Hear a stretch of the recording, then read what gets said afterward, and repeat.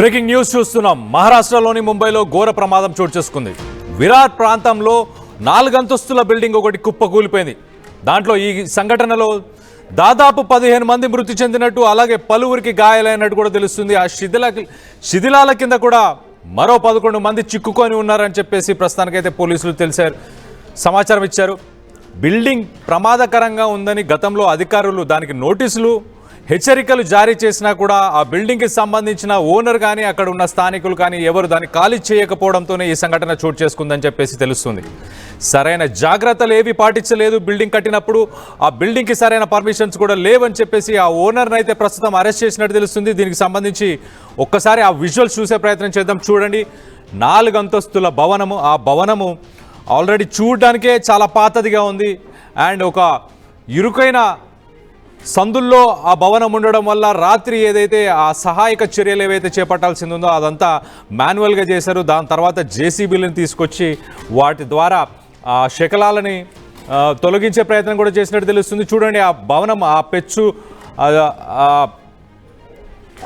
భవనం చూస్తేనే ఒక పాత బిల్డింగ్ లాగా కనిపిస్తుంది. దానికి చెమ్మ బట్టి ఆ బిల్డింగ్ అంతా కూడా చూడండి మెయింటెనెన్స్ లేకుండా, క్వాలిటీ కన్స్ట్రక్షన్ లేకపోవడం వల్ల, మళ్ళీ దాంతోపాటు దాన్ని రెంట్కి ఇచ్చినట్టు, ఆ రెంట్కి చాలామంది దాంట్లో ఉన్నట్టు, మళ్ళీ నిన్న ఆ బిల్డింగ్లో ఒక బర్త్డే పార్టీ కూడా జరుగుతుండే 4th ఫ్లోర్లోనే. ఆ జరుగుతున్న సమయంలోనే ఇది కుప్పకూలిపోయినట్టు కూడా మనకు తెలుస్తుంది. సో దానివల్ల ఎక్కువ ప్రాణ నష్టం జరగడానికి కూడా అదే కారణమని కూడా తెలుస్తుంది.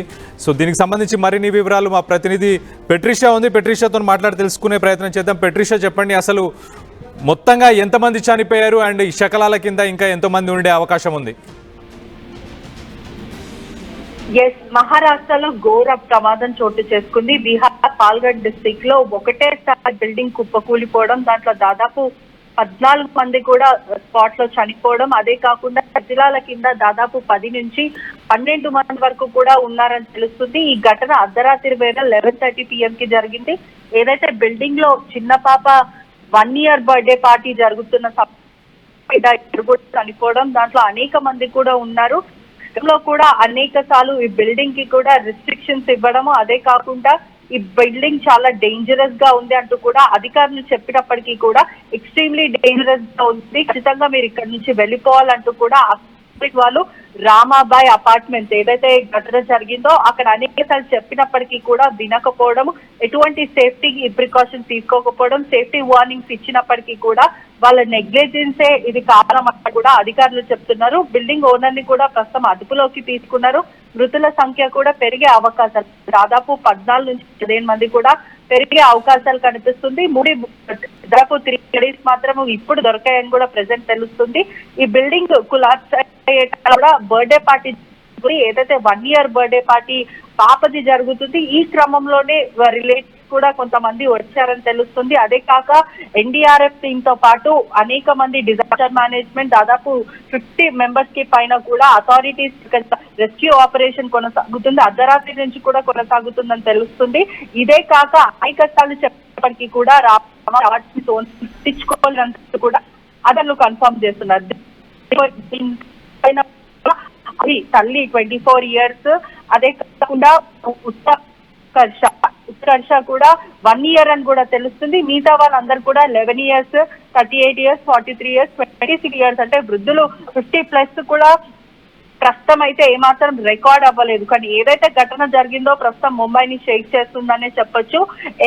ఒకవైపు నోటీసులు ఇచ్చినప్పటికీ కూడా, ఎడ్యుకేషన్ నోటీస్ ఇచ్చినప్పటికీ కూడా ఎవరు కూడా పట్టించుకోలేరు. అధికారులు ఎన్నిసార్లు చెప్పినా ఇది చాలా ఎక్స్ట్రీమ్లీ డేంజరస్ ఉంది, ఒకవైపు కన్స్ట్రక్షన్స్ అంతా కూడా కూలిపోయే అవకాశాలు ఉంది, దీని లోపడున్న వాళ్ళు వెంటనే ఖాళీ చేసేయండి, మీరు ఎవరికి కూడా రెంట్కి ఇవ్వకండి అంటూ కూడా ఆ బిల్డింగ్ ఓనర్ కి చెప్పినప్పటికీ కూడా కాసులకి కక్కుర్తి పడి దాదాపు 25 మంది ప్రాణాలను కూడా పొట్టన పెట్టుకోవడం. ఎందుకంటే అక్కడ ఉన్న వాళ్ళకి ఎవరికి కూడా ఈ బిల్డింగ్ సరైన కన్స్ట్రక్షన్స్ లో లేదని మాకు తెలియదు, బిల్డింగ్ ఓనర్ కి నోటీసులు ఇచ్చారని కూడా మాకు ఇప్పటి వరకు తెలియదు అంటూ కూడా వాళ్ళందరూ చెప్పుకుంటూ వస్తున్నారు. దాదాపు చూసుకుంటే నిన్న అర్ధరాత్రి నుంచి రెస్క్యూ ఆపరేషన్ కొనసాగుతుంది. ఈ రోజంతా కూడా రెస్క్యూ ఆపరేషన్ కొనసాగే అవకాశాలు కనిపిస్తుంది. శిథిలాల కింద కూడా 14 నుంచి 15 వరకు బాడీస్ దొరికే ఛాన్సెస్ కనిపిస్తున్నాయి.